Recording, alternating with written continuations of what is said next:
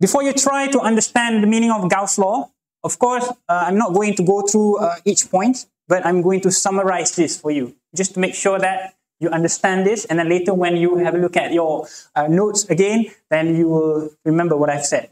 So meaning to say, you have to understand the meaning of electric flux before you understand Gauss law. Just now I've mentioned the difference in magnitude between 2 points on the same electric field lines. But now I'm talking about the number of electric field lines that go through a surface. Okay? I have a surface, I have a paper, I want to count how many electric field lines that go through the paper. The more the number of electric field lines that go through the paper, then the higher the electric flux. So you just need to remember that, okay, the meaning of flux. So I'm going to show you some example here. So we have the electric field lines, 1, 2, 3, 4, 5, 6, 7, 8, 9, 10, 11, 12. We have 12 lines. As you can see here, we have the slanted line. We have the slanted surface, and then we have another surface, which is the vertical surface behind here.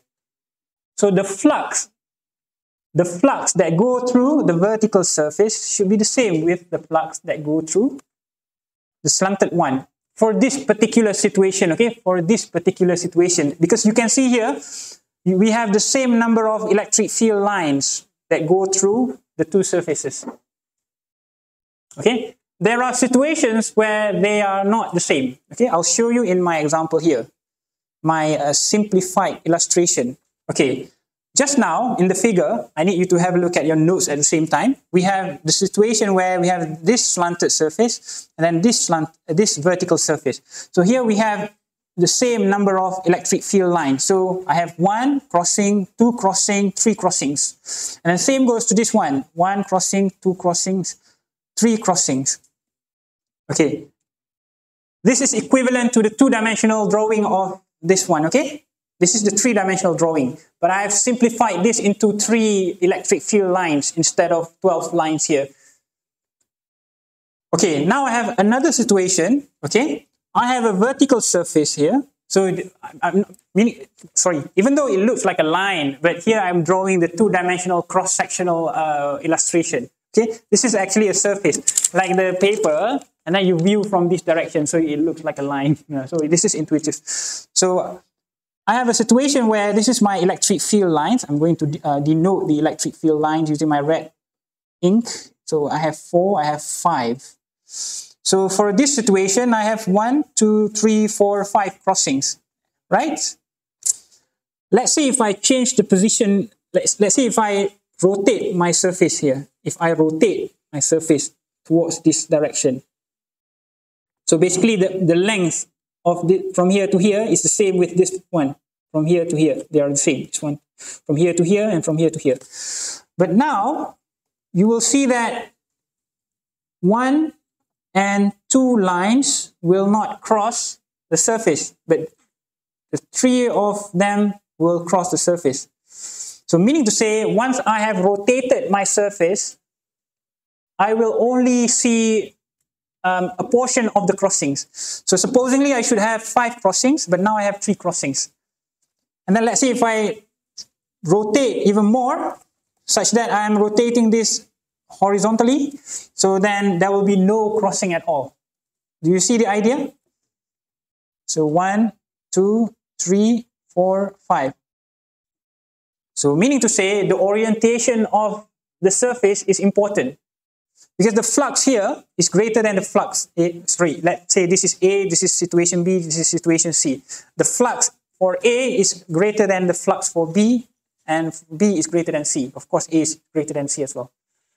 So that's the meaning of electric flux, which is, it means the number of electric field lines that go through the surface, okay? Let's say I have a situation here. I have a situation, okay. I have a beam of neutron. So let's talk about neutron, okay? This is my head. This is my head.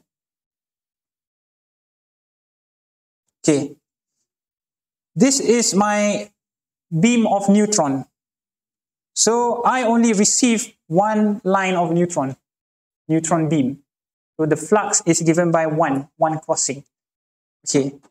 Let's say if I receive many beams, okay, then I am receiving more crossings, more neutron crossings. So the flux will be more. Okay. Now let's say if I have a nuclear bomb here, and then this is my daughter, and then this is me. I am a big guy. My daughter will receive a smaller flux because her surface area is small. But me, I will receive a more damaging radiation because my area is large. So I'm covering more crossings. So that's the idea. So the larger the area, then the larger the flux. And then it also depends on the orientation. Let's say if me is lying down here, so I will receive less crossings. So it will be dependent on the orientation and the area. If we have a look at this in a simple way, we put aside calculus first, you will discover that the flux is given by the electric field strength multiplied with the area times the cosine of theta. The cosine of theta governs the orientation of the surface. So as you can see here, this particular example, so a surface itself is a vector. The magnitude of the surface is the area of the surface. The direction of the surface is the vector normal to the area. So if I have my phone as a surface, so the area itself is a vector. The magnitude of the vector is given by the area in centimeter squared or meter squared. And the direction of the vector, of the surface vector, is normal to the surface. Again, for example, if I give you another example, I have a parabolic surface like this, then it is also a vector. The vector will be pointing towards the various directions. Tangent, normal to the tangent of the surface. So let me show you the example. So I have my surface here in two-dimensional. This is my surface, parabolic surface. If I do this, see, like the parabola. So this is my parabola. So the vector is given by this direction. But let's say if you take an infinitesimal amount of area, then we are assuming that you have a square area, which is a portion of the surface here. And then the vector is given by that direction. So here, my surface is towards this direction. So it depends on your convention, whether it's going behind or towards the front. So it's up to your convention. You have to use the same convention. For example, I'm using this direction as the vector of my surface here. Then the angle between the green vector here and my electric field is 0. They are parallel, right?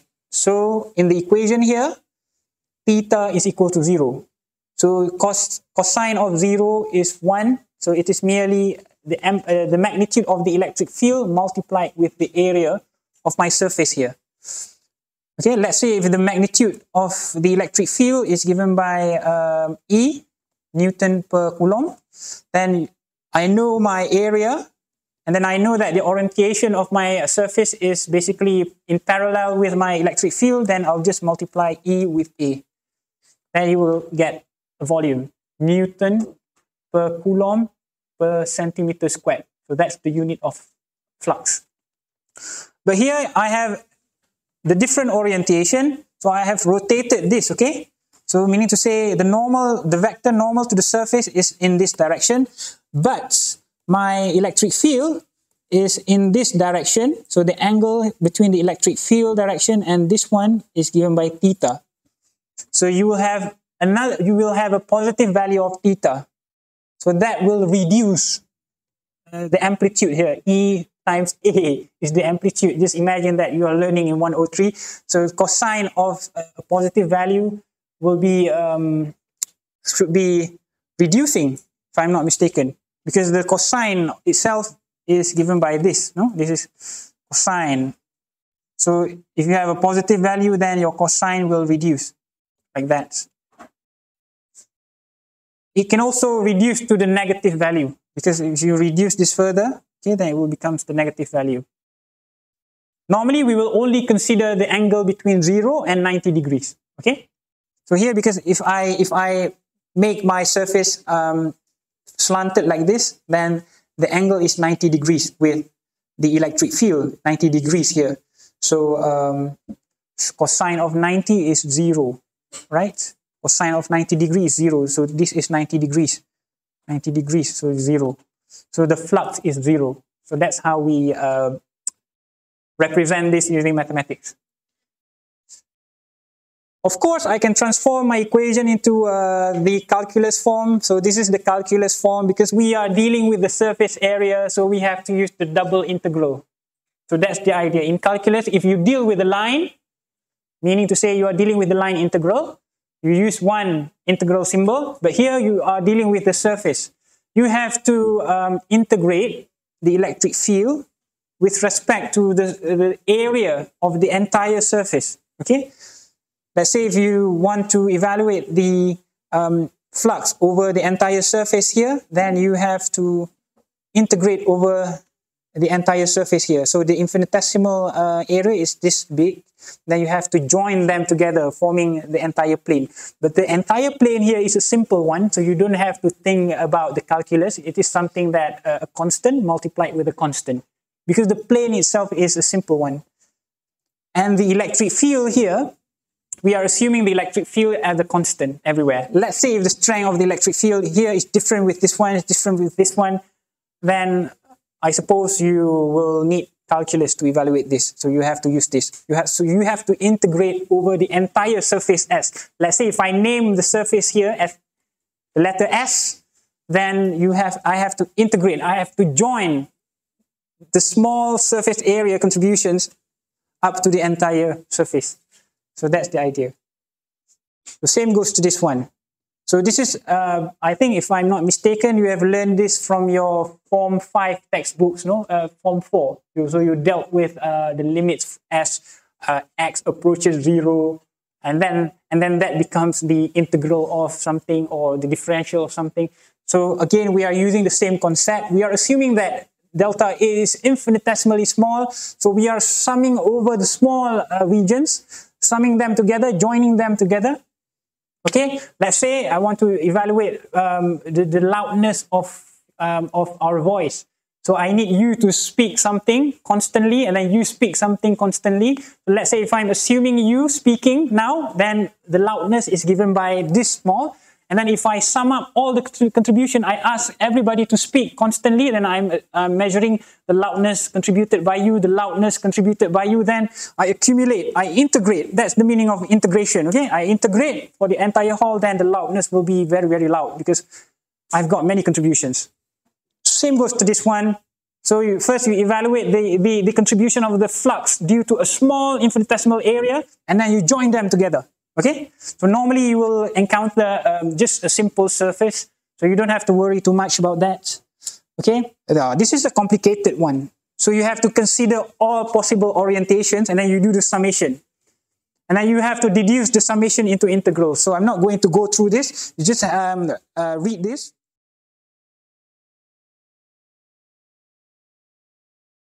So Gauss law is given by equation 6.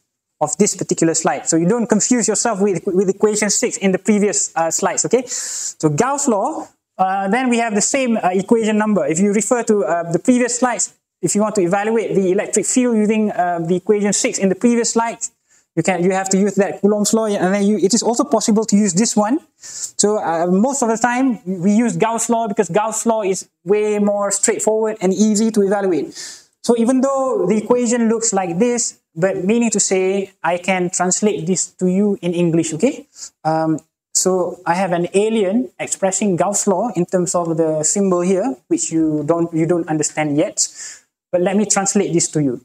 If I have a charge enclosed in a closed surface, enclosed by a surface, then the number of lines, the number of electric field lines crossing that closed surface will always be the same, as long as you are enclosing the entire charge. I'll show you the meaning of this, okay? So for example, I have a charge here. Okay, I have a positive charge. And then I have my surface here. So this is my electric field lines. Let's say if I have 1, 2, 3, 4, 5, 6 electric field lines emerging from my positive charge. can you help me count how many crossing will there be if I use this surface? There will be 6 crossing. 1, 2, 3, 4, 5, 6. Let's say if I have another closed surface, another arbitrary surface, then I'll have the same crossing as well. 3, 4, 5, 6. So regardless of the shape, then you will always have the same number of crossings. So that's the meaning of the equation here. Okay? As long this is the charge enclosed by that closed surface. So we have the circle at the center of the integral sign here to denote the integral over a closed surface. So I have the electric field strength, which will be depending on the distance towards the source. Let's say if I have the electric field source as the screen, okay, so I'm feeling the electric field due to the screen here, but actually I'm staying at this particular point, then I have E1. And then if I move further away, then the distance between me and the source will be greater than the previous position. So the electric field strength will be lower at this particular point. So, but the thing is, I am, let's say if we assume that I am staying at the same electric field line, let's say my previous position is also at the same electric field line as the current position. So along the same electric field lines, but the thing is, if you have 2 different distances, then the electric field magnitude will be different. But the flux will be the same, okay? The flux will be the same. Let's say the screen is giving off 3 electric field lines, okay? So let's say if I'm feeling 2 electric field lines over here, and then if I move farther away, I'm still feeling the same 2 electric field lines. So that's the idea. So let's see if I draw this. Yesterday I've drawn this yesterday. For example here, just to refresh you, okay, if I change the orientation, then there will be lesser electric field lines going through. So just to make sure that you understood that the flux is given by the number of electric field lines crossing. So let's say we have a surface and then you have 2 electric field lines crossing, and the flux is 2 arrows, okay? But the actual flux quantity is not the number of arrows, but it is representable by using the number of arrows. So that will allow you to understand it. And then the electric field lines, I mean, the arrows are not really physical, okay? It is just a mathematical construction that allows us to understand the meaning of flux.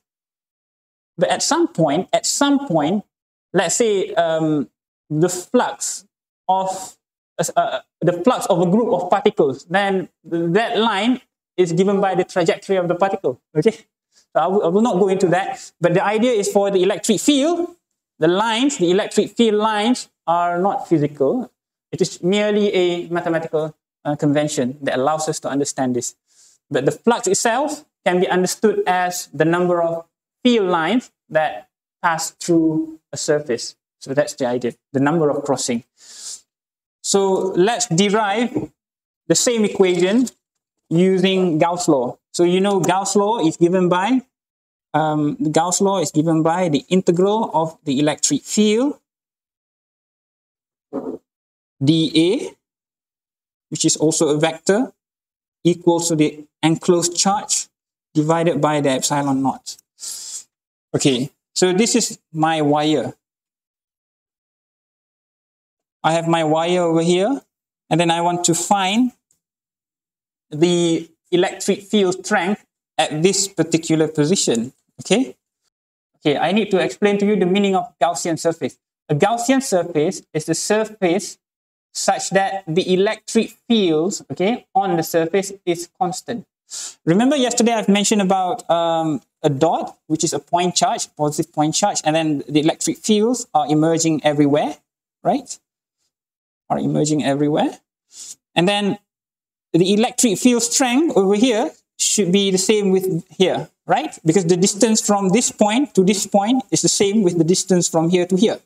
Remember, the electric field magnitude will be the same if you are situated at the same distance, okay?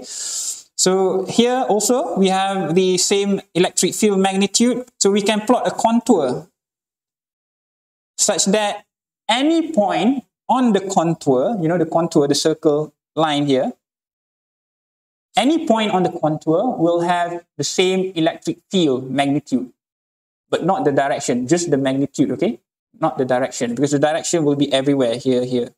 Remember this, a Gaussian surface is number one, a Gaussian surface is a hypothetical surface. It is not physical. It is created by the mathematician and the physicist.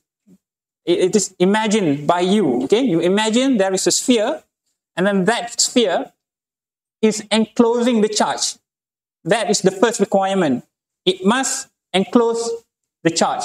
It must entirely enclose the charge, okay? And it is a closed surface.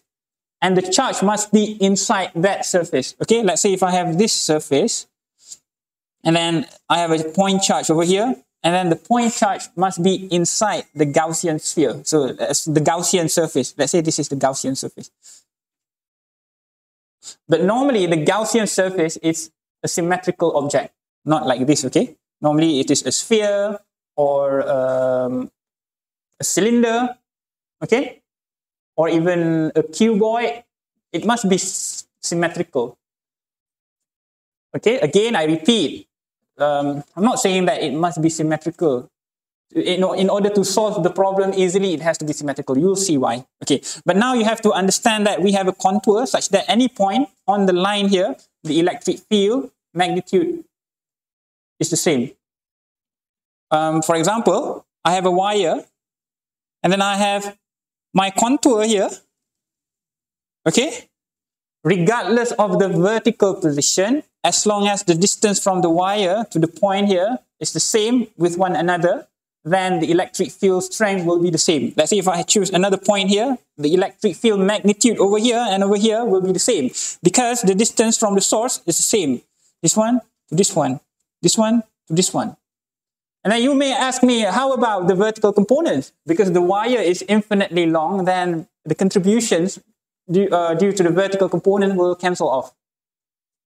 This is not the case where the wire is not infinitely long. Okay? It will be more complicated, which is, it is not easy to explain to students. That's why I'm using an infinitely long wire. So the electric field strength here will be the same here, will be the same here. I hope you understand the reason why. The reason is because the distance from the source over here are the same. This one, distance from here, the distances are the same. Okay, that's the idea. So the distance here is x. Therefore, we know the contour over here, and then we can propose a Gaussian surface for this problem. So remember that I told you just now, the Gaussian surface should be, the first one should be symmetric, should be a symmetrical object, and then any point on the Gaussian surface should have the same magnitude. Any point on the Gaussian surface should have the same electric field magnitude. Again, I repeat, any point on the Gaussian surface should have the same electric field magnitude. Okay? So here, well, basically I can choose a cylinder. Let's see if I change the position here because I don't have enough space. Okay, let's say I want to know the electric field at this point. So I've created a cylinder, an infinitely long cylinder. I'm using the dotted line because the cylinder is infinitely long. And then the electric field along the y-axis, they cancel off. So the vertical component, the vertical contribution of the electric field is equal to 0. So the surface at the top here is redundant. Okay? It is redundant because regardless of the size of the top surface, it will be multiplied with 0 because you have the flux equals to E dot A. So regardless of the size of the top surface, but then you have to multiply with 0 because the vertical component of the electric field is equal to 0. I've mentioned to you before, right? Because of the geometry of the wire. And then the vertical component, the electric fields are there, but they cancel off along the vertical axis.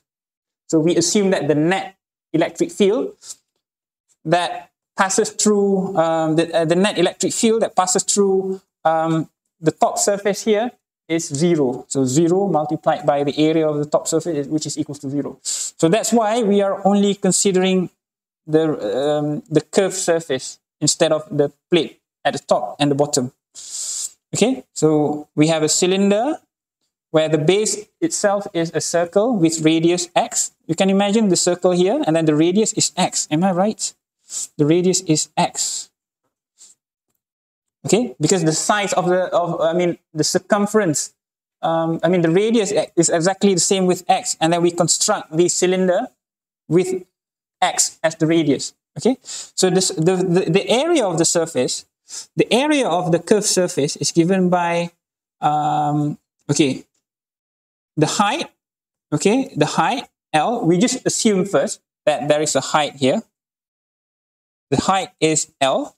Okay, the height times the circumference of the circle. So you have to multiply with 2 pi x. Are you agree with me?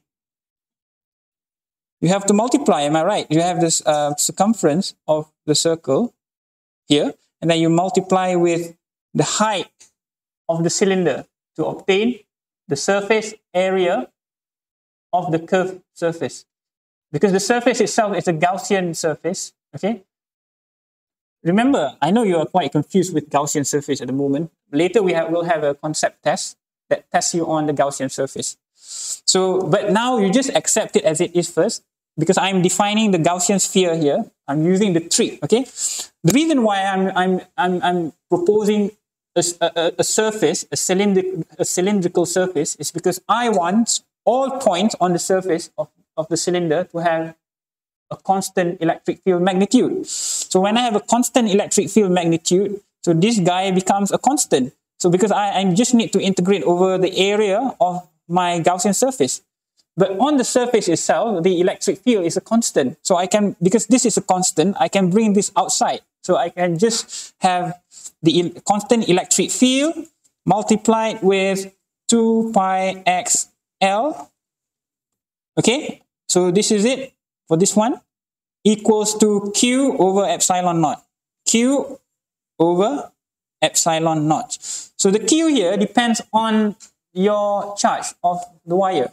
Let's say if the charge of the wire is Q, okay, and then you have Q equals to lambda times L, right?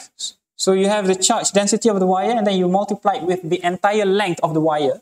Even though the length of the wire is infinitely long, we just assume that infinite length is L. Same goes to this one, because the height of the cylinder should be the same with the length of the wire. Even though the length of the wire is infinitely big, we just assume that we have the L over here. So that's why Q is equals to lambda times L. So you substitute this into Q, and then you will have lambda L over epsilon naught. Because I have already defined my Gaussian surface, okay, I'm repeating this again and again because this is something that is quite confusing among students, okay? The reason why the students don't understand the meaning of Gaussian sphere is because they don't understand the point here. The point here, a Gaussian sphere created by me, it is not physical. It is me, the mathematician and the physicist. I've created a hypothetical surface. Because, for example, because I'm a genius guy, I'm using that way of doing this, and then I know the surface area of my sphere, and then I know that every point on my Gaussian surface here, every point, the electric field magnitude is the same. So I can assume that my E is a constant. So that's why I can bring my E outside, because I know that over the surface, okay, the electric field magnitude is the same. Remember this, okay? Let's say if you have chosen another geometry, another Gaussian surface, but the Gaussian surface doesn't fit with this condition where the electric field magnitude should be the same. But let's say if you have a Gaussian sphere where the electric field magnitude are not the same, then you cannot bring the electric field vector outside of the integral, okay? You cannot do that because it is not constant. So you have to use your imagination. You have to be able to know what is the contour such that what contour is a 2D. You have to find the surface such that any point on the surface, the electric field is equals to 0. Let's say if I have a sphere, I have a spherical charge, Q. What will be the best Gaussian surface? Is it a cylinder? Let's say if I choose a cylinder, okay, then this point is far from this point. I mean, the distance from this point to the charged sphere is R1, and then at this point, the distance from this point to the charged sphere is R2. So clearly, R1 and R2 are not the same. Okay, so it doesn't fit. The Gaussian sphere doesn't have points that have the same magnitude. So meaning to say the magnitude of the electric field here will be lower than the electric field magnitude over here because the distance here to here is closer. So meaning to say we cannot use the cylinder. We have to use the sphere.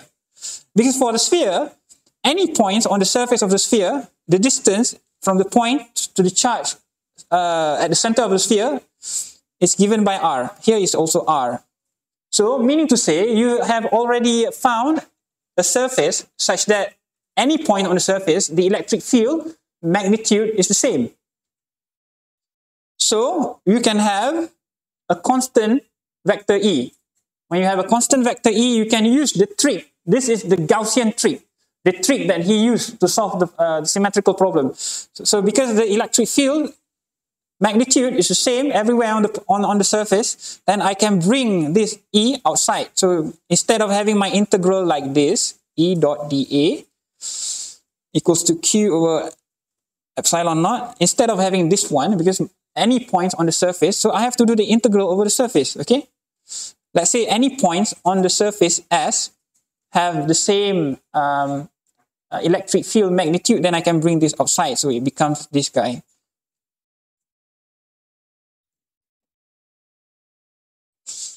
So due to this, because I have chosen a surface such that the electric field are the same at any point on the surface, and keep on repeating this, yeah, until you become bored with this. So that is my objective. So once you've got this one, then it is legal for you to use this simple formula, because the integral here, the contour integral here, will not take effect on the electric field vector, because your electric field vector is a constant. So just E times, so the integral here is given by the surface area of your Gaussian surface. Let's say if your Gaussian surface is S, and then you have chosen the cylinder, the surface area of the cylinder, of course, I have to include the two caps at the top one and the bottom one. But I've mentioned to you that it is redundant because the electric field that crosses the top surface and the bottom surface is equal to 0 because they cancel off along the y component. I told you this. So I'm just considering the curved surface. Okay. So the area is given by this, and then you just solve the equation. You bring this. You have L here, and then you have L here, and then you bring this guy down here. So eventually you will have the same equation as this one. So of course I prefer using Gauss law instead of this one, because I don't really prefer going through the hassle here, because I need to use the trigonometric identity here. Tangent squared of phi plus 1 is equal to secant squared of phi. I don't prefer using that. So it is complicated. So now I'm using this guy. What do you think? Do you think both are complicated? Or do you think the previous one is complicated compared to this one? I don't know. It's up